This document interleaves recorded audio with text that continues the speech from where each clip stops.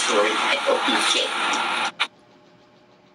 It is in great sadness to let you all know that Dr. Perla Bustigo peacefully passed away this October 6 at 10:30 p.m. She would have turned 88 years old this October 30, 2023. She had a mild stroke sometime in August and had a complication of pneumonia. At patuloy na siyang nanghina at di na nakarecover pa. Her body was cremated a week after in Cagayan de Oro City, and her urn was brought to Manila, and her final interment will be in Loyola Memorial Park also soon, kung saan isasama na rin ang ashes nila Kuya Steve and Kuya Jimmy.